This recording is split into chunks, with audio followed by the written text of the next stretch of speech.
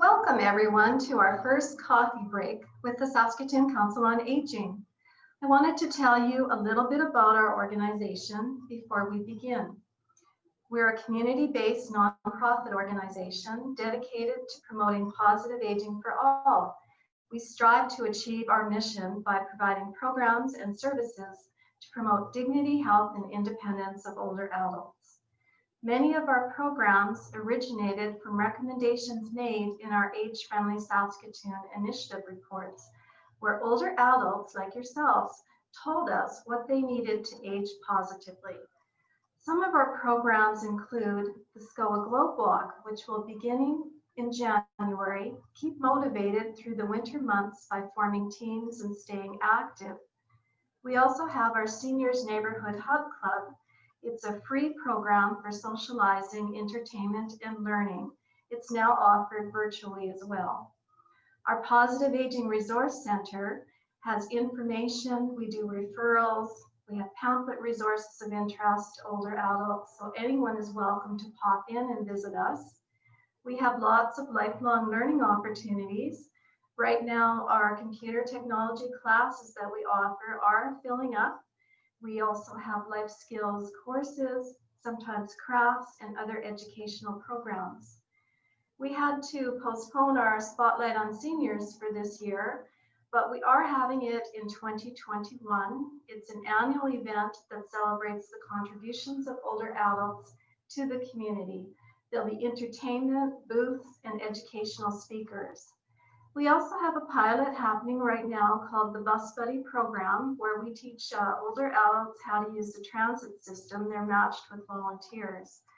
We have publications of interest, our coming of age newsletter, our electronic e-news, and our free directory of services and activities is now available for the 2021 year. Our age-friendly community development committee is supporting older adults to lead healthy, independent lives, to be active and socially engaged. Our Century Club are seniors who have reached the age of 90 and are determined to live a full, active life to 100 and beyond. There is currently, I hear, about 20 members that are over 100 right now. Our Caregiver Information and Support Center, we offer telephone referral information, compassionate listening, and we also offer caregiver forums.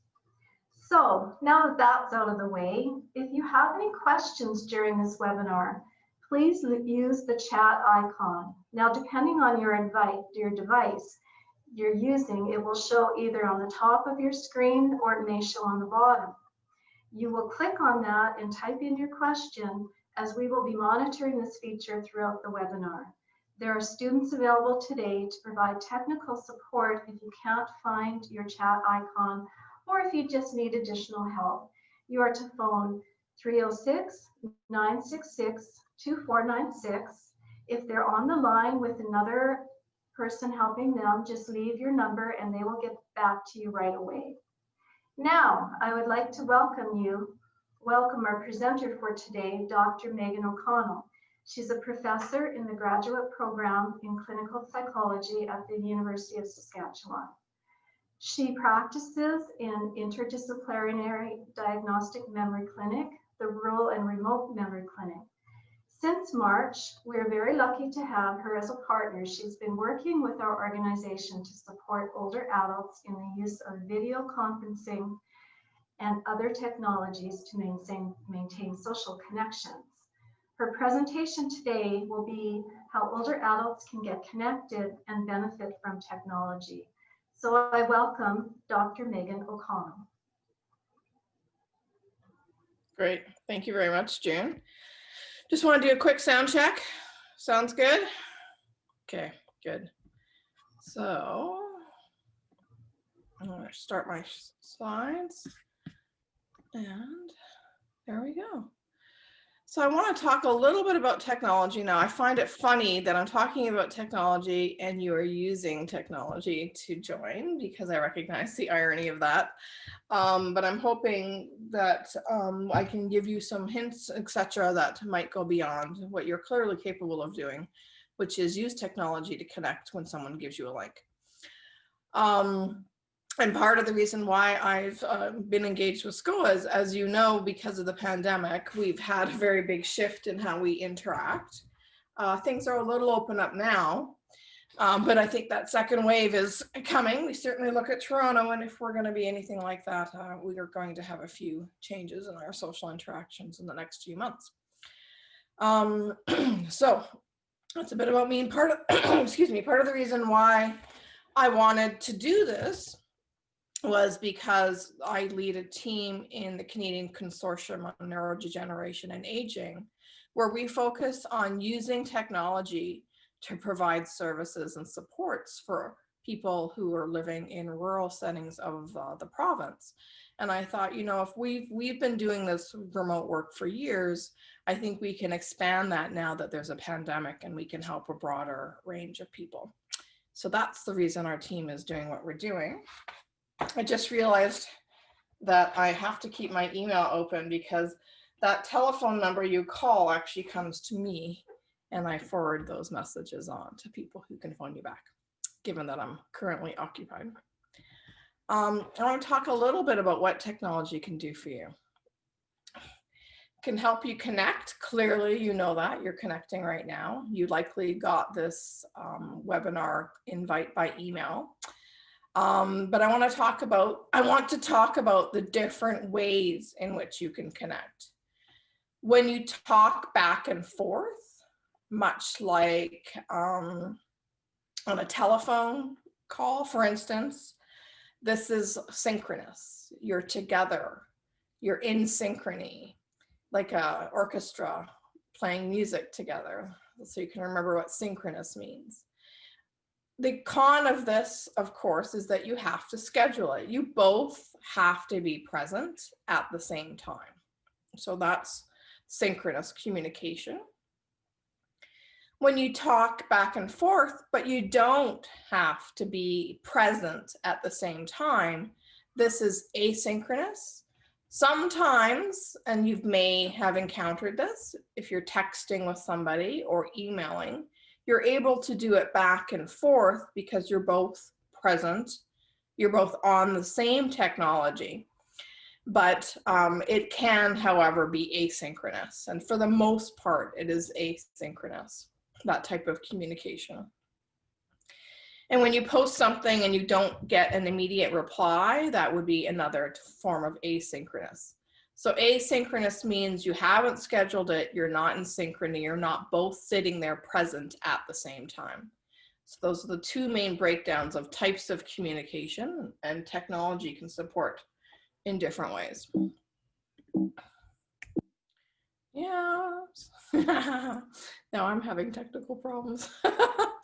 What are the different technologies you can use? I'm going to talk a little bit about some of these. One of them that I'll talk about a little bit is social media. Now, this is a mostly asynchronous method. You post something and you wait for someone to respond. Other frequent forms of communication do have the opportunity to be either synchronous or asynchronous, like texting or emails. But most of what I want to do today is spend time talking about platforms or technology-based platforms that help with synchronous connection. Because, as you know, being able to connect with people synchronously or together is most, well, important. You can actually have a conversation. It's the closest analog to in-person. So one of them is the telephone. And there's many different ways of using a telephone depending on the type of telephone you have. There's voice only, obviously, through landlines. You have cell phones, smartphones. You can even use tablets or computers as phones. And then there's technologies such as video conferencing, and that's what we're kind of doing now, although this is more one way because it's a webinar. And also, though, there are many different platforms for video conferencing. One of them is FaceTime. Skype was one of the early adopters of video conferencing and somehow just did not keep their work updated, and they've been completely shot out of the market here. WhatsApp is another application. So that's on a smartphone or a tablet that can be used for communication synchronously, video conferencing. WebEx can be used for video conferencing. Microsoft Teams can be used for video conferencing. Google Meets can be used for video conferencing. I don't have that down here. And then there's Zoom, which is what we're using right now. Many different platforms. And since the pandemic has started, I have had to learn how to use at least 4 different platforms. So they're all quite different in different ways. I can't figure out how to, I don't know, this is hilarious. I don't know what I did. I'm having technical difficulties moving my slides forward. Different technologies I'm going to talk about, but as I said, I wasn't going to focus on social media. Part of the reason for that is social media, and that includes things like Facebook, Twitter, even YouTube is considered a social media. There are many cons associated with it. And in fact, there's a lot of literature in the area that I work in, which is mental health, showing some problems with use of social media in terms of mental health. So there's some good things and some bad things with social media, and it has to be used pretty carefully. Nevertheless, that's not the type of technology I want to discuss today. I'm going to discuss free technology that does not ask more from you other than your email, if even that. And the reason for that is social media tends to be free technology, but it also is mining your data. This type of technology I'm going to talk about does not take anything from you. It doesn't cost any money. It doesn't ask for any of your personal information, and it doesn't track your personal information. Okay, I'm sick of this. Okay.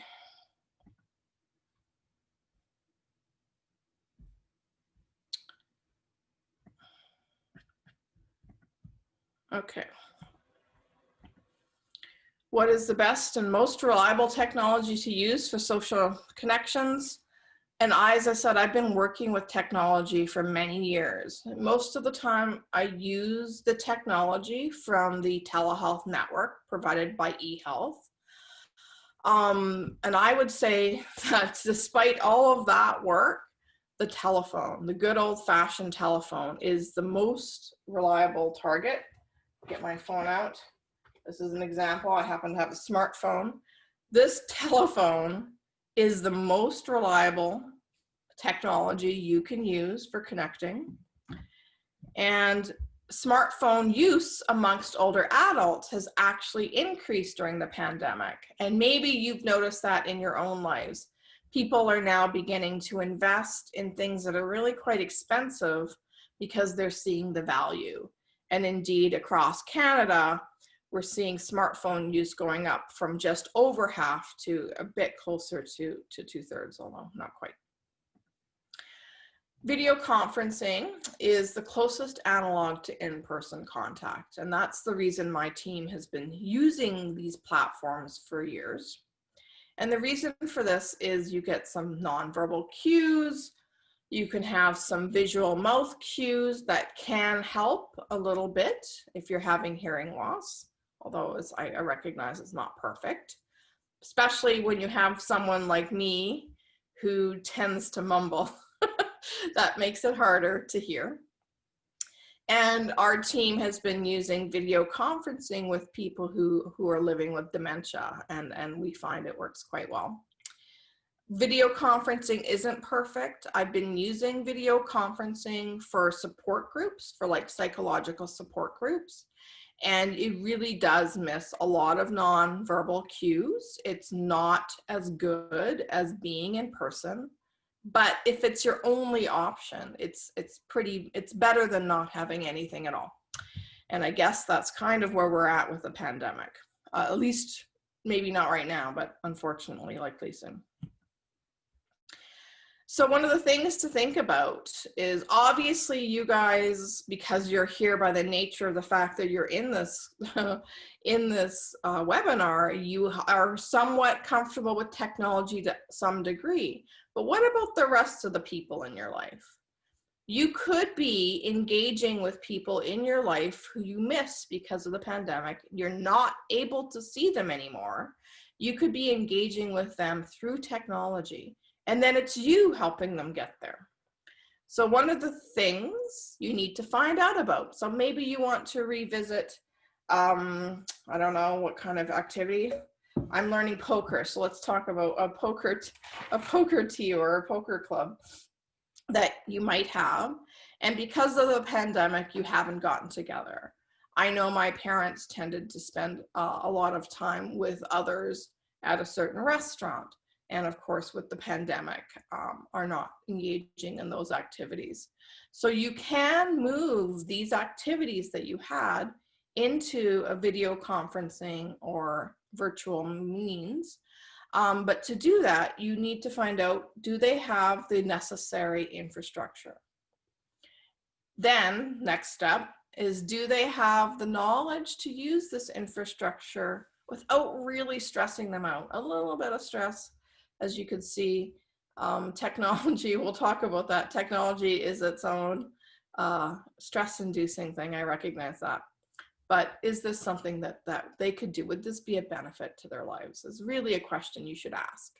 Trying to get people to use technology when this just seems really foreign to them can be very stress-inducing. And the other thing to consider is, do the people in your lives, if you're trying to create new social or virtual social connections that have been lost due to the pandemic, do they have any sensory or cognitive problems that might make using this technology challenging or even impossible?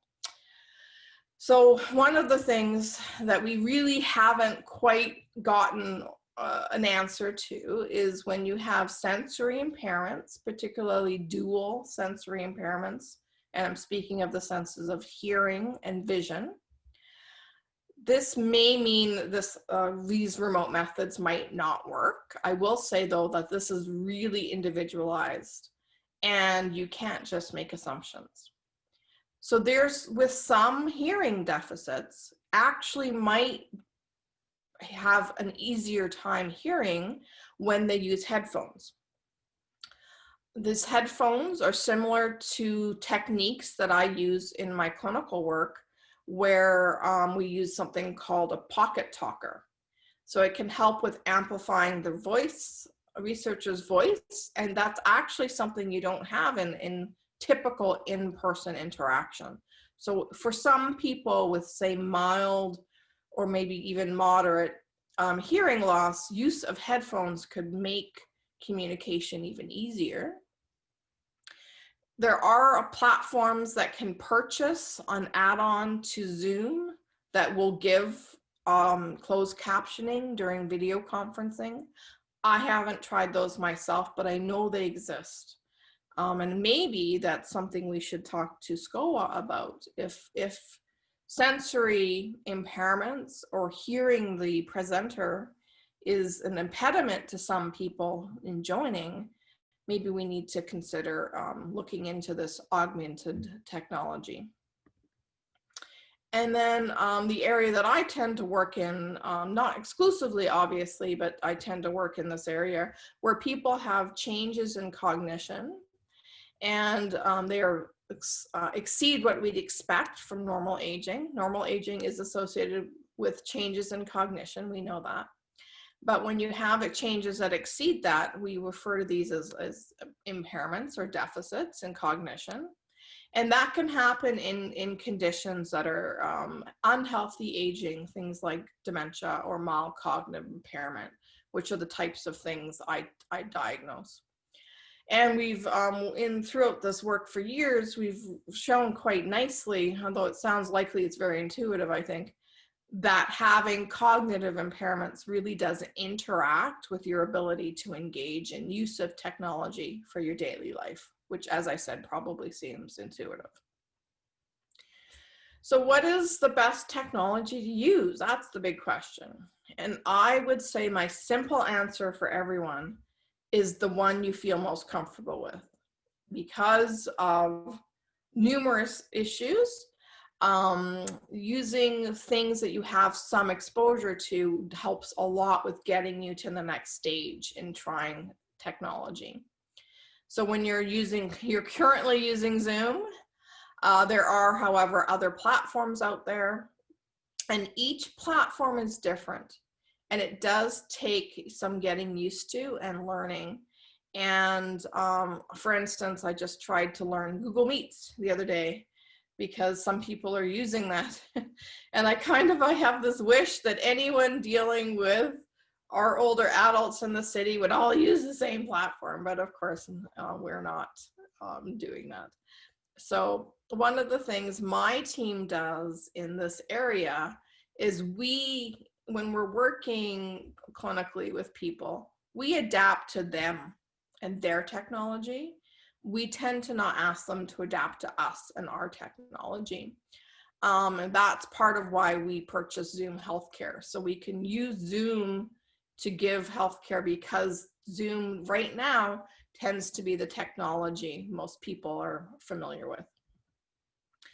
And that's the reason why this is so important. Is I have this quote, and I asked for permission from Jane McPhee to talk about how to get past that first hurdle, and you just have to try it. So obviously you guys are past that first hurdle because you're here, you're in this webinar, you've gotten there, you've taken that little bit of a leap. And one of the things we're seeing is a lot of people not getting past that first hurdle, in part because they don't have the infrastructure. And this is unfortunate, I'd say, that we're definitely seeing this, and this will be, in my prediction, again, I think it's fairly obvious, that this pandemic has really highlighted the people who have and the have-nots in our society. And that includes people who have access to technology and who can maintain social connections and who can talk to their doctor over video conferencing versus merely over the phone, for instance. So we're seeing the pandemic really highlight these divides in our society. And to have the right infrastructure, obviously, as I said, you all have this infrastructure, you're here, but if you're thinking about people in your life, there is a certain broadband requirement for using video conferencing. I write it in papers. I don't know what it means because I'm not a computer person, but really, can you watch videos? Are they choppy? You probably, and if not, you probably have broadband video access. So just thinking about others in your life, but you do need speakers or being able to hear something, and you need something you can speak through. So you need a microphone that works, and not all computers have both of those, which is definitely a problem in this pandemic. So you might ask, why is a clinical psychologist who clearly isn't all that tech savvy, for some reason this PowerPoint is set up in a way that's not working for me. Why is a clinical psychologist talking to you about technology? And a lot of that comes back to the just try it, is because we see a lot of people who really just have a little bit of anxiety about using technology, even if they have the infrastructure. As I said, that infrastructure barrier is a larger barrier. It's a financial barrier. It's there's numerous reasons that people don't have the infrastructure, including having broadband access at home or technology that with microphone and headphone or speakers. Tech anxiety, though, is a huge barrier to use, and even the more extreme would be called tech phobia, kind of like arachnophobia, like spider phobia. And it doesn't, in many ways, for any anxiety disorder, even arachnophobia, a tech phobia, The biggest area we do is when we treat it. And it doesn't matter what type of therapy you're doing. If you're doing somatic therapy, if you're doing cognitive behavioral therapy, or eye movement desensitization therapy for PTSD or post-traumatic stress disorder, at the core of all of these is exposure, just getting and doing it. And, when you're just talking about a very severe anxiety, it's not that simple to get out and do it. But with a little bit of tech anxiety, this is the good first step. And as I said, clearly you guys are here. You guys have done this. But if you think back to the first time you had to do this, you might have felt a bit of trepidation, a bit of worry, a bit of, oh my goodness, is this going to work? And that's that tech anxiety that I'm talking about. So you can expose yourself on your own, which, as I said, you clearly have. You've done it, you're here. But you can also come to us, and we can help expose you to that in a gentle, supported way. And that's the telephone number, which as I said, I'm also monitoring, which I kind of think is always funny that I'm dual tasking that way. So what is the best way to learn this new technology and become proficient? So that's what I'd like to spend the rest of our time together talking about. Now, as I said, I'm not going to talk about too much of the basics. This is the part of the presentation I have prepared, but I also am very willing to go off on different tangents depending on what you wish for. But I want to talk about learning a new technology. Let's say you've joined a new class and they use Google Teams, and you're like, oh, I don't know what Google Teams is. I barely know what Google Teams is.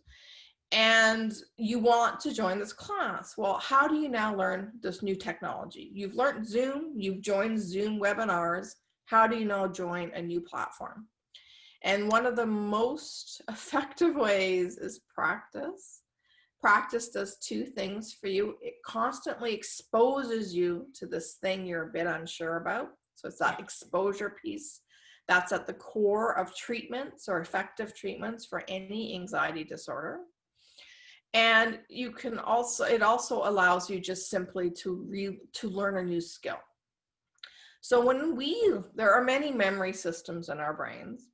And when we begin to learn a new skill, a skill such as using technology or riding a bike, at the beginning, when you first learned that, do you remember what it was like to learn to ride your bike for the first time? It was really scary. Everything you did took a lot of thinking and effort to think, okay, now I have to remember to pedal this way. Or driving a car. So I give this example when I teach students at the university, because that one's a bit fresher for them. And I'm always surprised by how they're like, oh yes, I remember what it was like to learn to drive a car. And I have a teenager right now learning to drive a car. So these are skills that at the beginning, if you remember, at the beginning, they were really hard. And every step you had to think about and think, is this what I should be doing? Oh, I have to remember to do this too. These were hard skills. And that's because when you're learning something new, it takes a lot of effort in one memory system, the episodic memory system, if you're curious. But after practice and doing this new motor task over and over again, what happens is it becomes automatic. It doesn't require the episodic memory system anymore, because you've gone over those memory traces over and over and over, and it's now been stored in the brain in a different section where those motor programs are controlled. And it now becomes procedural memory. That takes time, that takes practice, and going over those motor programs over and over. And using technology is like a motor programming. It's a bit more complicated, I will say that, but it is like the first time you learned to ride a bike. which is also a type of technology. It is like the first time you learn to drive a car, which is also a type of technology. So it's that practice over and over that allows it to no longer rely on the more effortful memory system and becomes automatic and procedural. So that's 2 reasons for practice. And if you really want to help yourself learn something new, the most efficient way, and this is one of the things that we use when we use cognitive rehabilitation, which is one of our types of interventions that we provide, is we help you practice recalling this new skill that you've learned over increasing intervals of time. And we try to give you increasing intervals of time where you're not making mistakes. So it's not, oh my goodness, I don't remember how to do this at all. You're likely to have success. You're likely to repeat this new skill, this new information, and you do this over increasing intervals of time. We call this spaced retrieval. And it helps a lot with learning new skills. And in fact, we use this technique with people who have dementia due to Alzheimer's disease, which, if you may or may not know, is a dementia where the problems are mostly in the memory system early on in the course of the disease. Or you can use what I do frequently, which is cheats. And I call them cheats. They're not cheats, they're good strategies, which is use some videos to help you. When I'm doing something new, and I haven't had that practice of over and over, it hasn't become like riding a bike. And that is the case for me right now, learning all these new technology platforms. So I'm sure it's the case for you. You kind of forget how to do something that you haven't practiced. Well, then have a source to go to help you do that. So I have some tasks in my life that I do once or twice a year.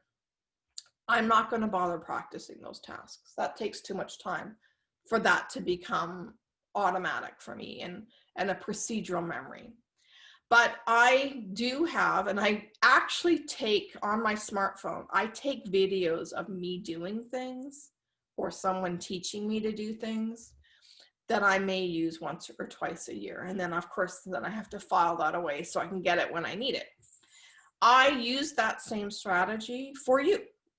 And we created a website that I would like you to remember if you can, or it's also on the SCOA website, so that helps a lot.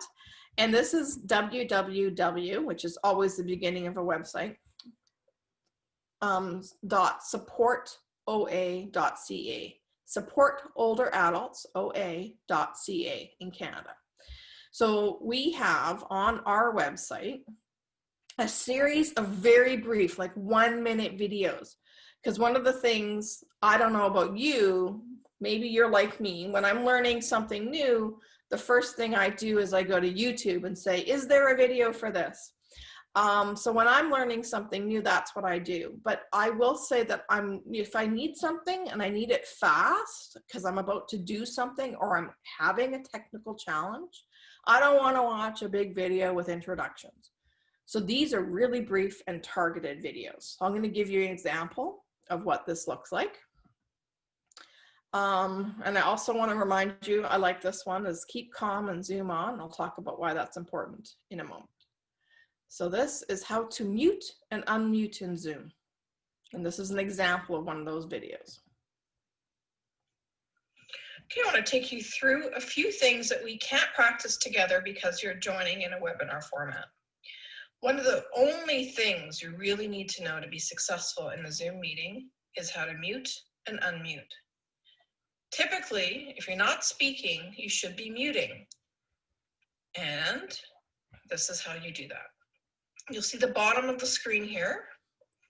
You have a button that says mute, and you can press mute, and you can become muted. You can also ask the other person to unmute themselves. I won't do that. And you can also, on the upper right-hand side of the screen that shows you, you can press unmute. Or you can do it on the bottom, where the button is much bigger, it's always there, it's easy to see. And when you speak, a little green toggle goes up with the volume of what you're saying. And when you're not speaking, you have an X through it. The other thing you'll notice is if you mute and you speak, you'll get an automatic message. You can see that on the screen. Let me show that again. So I'm muted. It can hear that I'm speaking, and it gives me a message saying, you are muted now. And that's your reminder to unmute yourself so you can speak.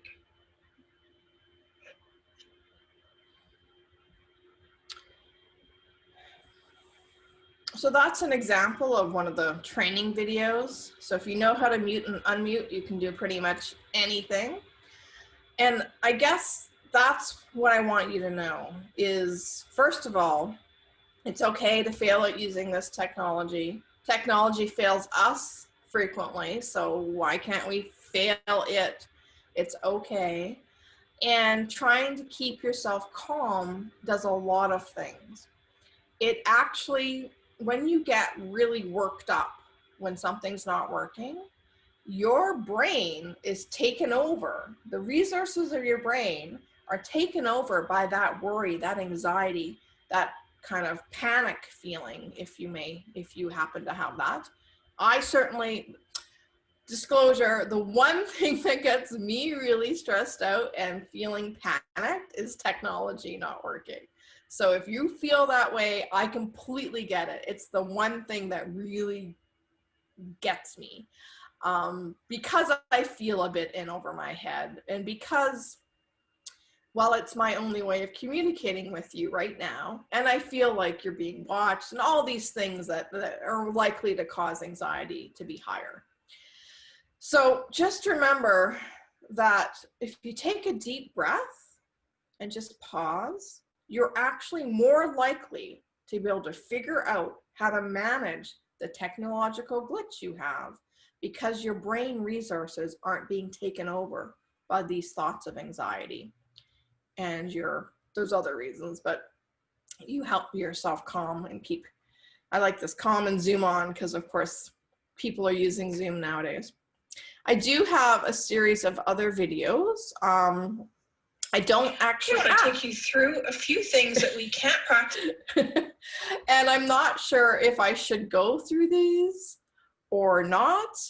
And I'd like to get a sense of what you would like. Would you like me to show you some of these videos, which are up on the website you can access at any time? Or would you like me to go on? So I'm going to, and I recognize that you can't, speak, because the webinar format is set up in such a way. But you can put in the chat. Let me know, what would you like? A few more basic training videos. The more advanced videos are on my website. Or would you like me to go on? We would like you to go on. Okay. Okay. There's one vote for that. Okay. There's two now. Okay. That's good. Okay. So the training videos, not. That's what I'm understanding. Okay. Good. Okay. Wonderful. Thank you, guys. Okay. So that is good. So what I want to talk about is, again, I want to, plant this seed for you that you clearly, as I said, are the tech savvy group. You're here, you're in this webinar, but training others in your life to use Zoom could make a huge difference to many people in your life. They could begin to socialize during this pandemic in a way that they haven't. But I want to start by saying, if you're going to engage in helping someone else do this, that calmness is really important, but also having a backup plan. So it's really a good idea to have a telephone number in backup in case of technical failure. So even if you're trying to teach someone to use Zoom in your life so you can have a group back together, you do need that backup. You can use screen share to teach. So one of the videos I have is how to screen share, how to discover when your host has disabled screen sharing, because if you are in a meeting and you're not able to screen share, that's because you now need to turn to your host and say, okay, I need you to go in and give me rights to screen share. And I have a video that talks about that. Again, it's about 1 to 1.5 minutes long. And it's really important. So, you know, just learning this new technology, getting people together in these social networks that have been disrupted by the pandemic, it's really important to kind of laugh at this. And if you have the telephone and you have the video conferencing up and things are going poorly, you can kind of, you know, make it a frustrating, admittedly, but as fun as possible. And it helps a lot if you're not on a timeline, you're not trying to get this up and running for the webinar that's in an hour. That becomes a bit more stressful, but kind of messing up with technology can actually be funny. And if you think about it, the fact that we have to engage with each other using this technology is kind of a ridiculous situation that we're in. And if you can kind of think about this situation that way, everyone's in the same boat. Everyone needs to learn this new technology, and it can be very frustrating. And that's kind of a, you know, ridiculous situation that maybe you'll find funny. I tend to find humor in most things that are over the top ridiculous. Well, at least when I'm at my best, I can find humor. And the other big thing is really keeping calm. You may or may not know this, but anxiety is highly contagious. And I don't mean contagious like the virus is contagious. I mean, when one person, so think about a friend, if you have a friend who's highly anxious, you'll notice with time, you have this increased sense of feeling anxious rising with you the more time you're spending with them. And that is actually a common phenomenon. One even that therapists are taught to, like, okay, if you're feeling anxious with this client and you haven't figured out that they're anxious, I mean, there's your sign. Anxiety is contagious. And I think that's really important when training others to use technologies like Zoom that you're using now, is keeping calm, keeping it as fun and, you know, as you can, but it has to be fun together, which is really important. And there's my keep calm and zoom on. So what happens if you're trying to get people together and you're still having a lot of problems? So one of the things we suggested at the beginning, which, as I said, is funny because I'm giving this talk and trying to monitor my email at the same time, because my phone calls at 966-2496 come to my, also get forwarded to my email, and then I am able to forward these on to members of my team as needed. So there's me, so sometimes you'll get a call back immediately from me, and sometimes you won't. Sometimes Dr. Yvonne Penyavan will give you a call. One of my PhD students, Carl Grewal, you'll work with potentially, or Megan Flath, another PhD student, or August Kurtzman, who has moved on right now to do his practicum in the Catholic school system. So he will be down on the list of people able to help out, just because but he's still finishing up with some people, but he's moved on to another clinical placement. So again, we are clinical psychologists. We're not, you know, these tech people, but we recognize that the biggest barrier to using new technology is actually psychological, other than the infrastructure barrier, which I talked about. But the next biggest barrier is psychological. And getting to the next level of skill in terms of using Zoom is, you know, can make a big difference. So if we can do a 1 or 2 session to help you, or we can plan a more longer personalized training program that uses some of these principles that we know from cognitive rehabilitation and that spaced retrieval to help you really cement your new learning. And it helps a lot. Or you can also email me as well. So one of the things I'd like you to think about is how to, so instead of just joining Zoom, initiating a Zoom meeting with others in your life and going and being the one who does that training for them to some degree. And when you're doing that, it's really important to just, you know, keep everybody make this a fun thing. Get your, girlfriends together. I get my girlfriend. I haven't seen my group of friends since the pandemic started. I'm sure you're in similar boat. And we get together once in a while on Zoom, and we try to engage that way. I recognize, again, it's not the same as in person, but it's really easy to get into the habit of not connecting with others. And it actually is not good for your mental health. So one of the biggest predictors of mental wellness is your social network and your engagement in that social network. So even if you feel, and as I always tell my mother this, she's like, I don't need any more social support because she feels she has enough, which is great. What about the other people in your life? Do they need something? And can you provide that for them? I have construction going on in the background. That's perfect timing, because I think I'm going to end there so we can have a discussion and answers.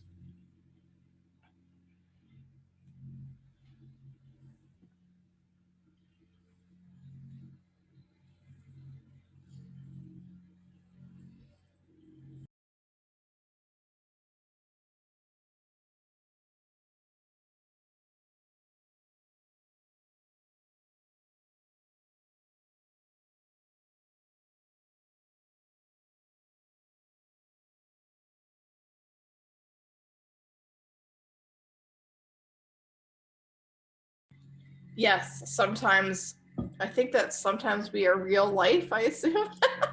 My texting lingo is not the best. Okay, yes, thank you. That's a great comment. And let's think about using technology. What about trying to host a meeting? What's the worst you can do to this technology, the platform anyway? You can't ruin Zoom, you can't break it, you can't, and if you do get to a setting change or something you can't seem to overcome, give us a call and we'll try and help you figure out how to do that. Zoom is a free app, yes. And on my website, I have a little training video on how to download Zoom. I also have a little training video on how to create an account. And the reason those two are important is because if you want to host meetings, and as I said, I'm trying to encourage you to think about hosting meetings for others, or a book club, those are great ideas. How to host meetings well, but you need an account, unfortunately. If you're joining on a tablet or an iPad, you need an account as well for Zoom. All you need is an email address. You don't need to spend any money. You don't need to give a credit card. You don't need to do that. Okay, book, yeah, okay. This is a great question from Shan Landry about a book club and everyone cutting everyone off. Now, I recognize that happens in person group meetings, but it happens more on video conferencing. And the reason it happens more on video conferencing is because of that issue I talked about earlier, is you're missing nonverbal cues. So one of the things we've worked out is that you need to be more explicit. So part of our communication, there's so much that's unspoken and it's kind of, physical. And on video conferencing, that all gets lost. So if you're holding your hand up because you want to speak or something. So if I were, to design a book club, I might consider have you ever used a talking stick? I might consider some form of a talking stick for people to put up. You could use the reactions in Zoom, but I think that feels engaging with the technology as opposed to just might feel a little less organic. Having everyone mute, which I recognize impedes conversation and flow, but having everyone mute and then have to unmute themselves might slow things down. But having a visual, I can't think of a stick. Here, my water bottle, we'll use that as a talking stick. Having everyone have a visual oh, I have something to say shown in the video might help organize some of that talking over each other. So that is a more explicit, very visible cue that in person we wouldn't need.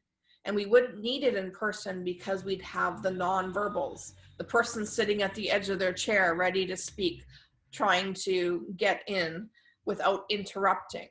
So now we need to have a new system because we don't have those nonverbals, and we need to do something outrageous like a talking stick in your group. I don't know if that's going to work. It's just an idea. But I will say the premise is when you're using video conferencing, stuff that we take for granted has to be much more explicit. You have to come up with very obvious strategies, I guess is, I'm using explicit, which is jargon, very obvious, very purposeful strategies in a way that you don't have to in the organic nature of communication in person. And yes, August is lovely. Any other questions?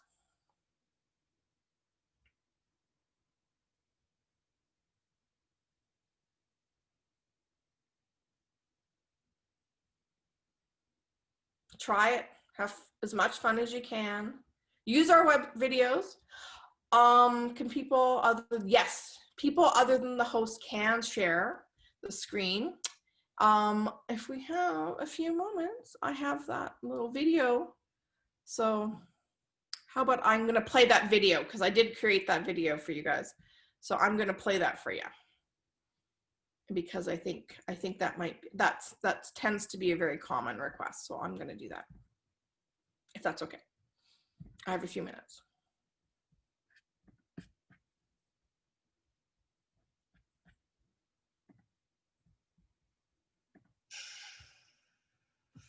Let me show you another quick little thing in Zoom. I'm going to show you how to screen share. If you are the host, this is pretty easy because you already have rights to share your screen. You'll see on the bottom, right below the images, there's a button. It says share screen. You click on this button and you get the choice of which program that's open that you wish to share or inputs from other devices. If, however, you're not the host, you don't have a little arrow next to your screen share, and you might be going to your device and try to share your screen, and it says host disabled attendee screen sharing. That is actually not something you can fix. You need your host to fix that. So you'll have to ask your host to look at the little arrow next to the screen share, click on that, and say all participants can share, and then your attendees can also share their screen.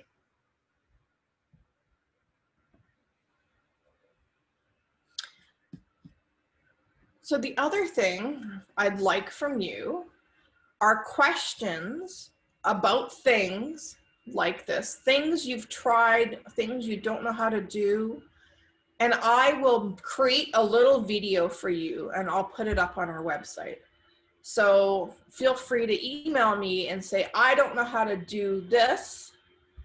And I will create a little video for you on how to do that. And it will be on the website. On the website, I have brief videos on how to change your background to get those fancy backgrounds. I have a brief video on how to upload a picture so you can make your background personalized, etc. So I have all these little videos, and some of them I have because people have asked me these questions and I put them up there. But again, feel free to call us. We can also walk you through that. We can do both ways. I think we're getting to the end of our hour, so I'm going to see if there's any other questions.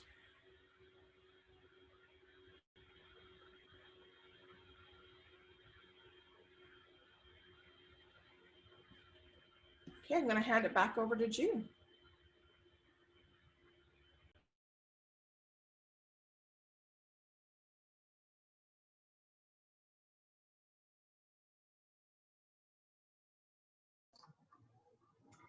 Thank you so much, Megan, for presenting today. It was really awesome, and I encourage everybody to look at your website and look at all those little videos on how to do things.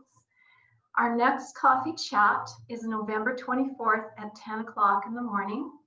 Our topic is going to be navigating the healthcare system. And we will promote this, of course, through our website at www.scoa.ca and our e-news and Facebook. When the webinar ends today, you will notice a short survey of a few questions, which we would really appreciate if you could answer those. It helps us to evaluate how we're doing. So thanks again for everybody that tuned in, and we will see you again November 24th.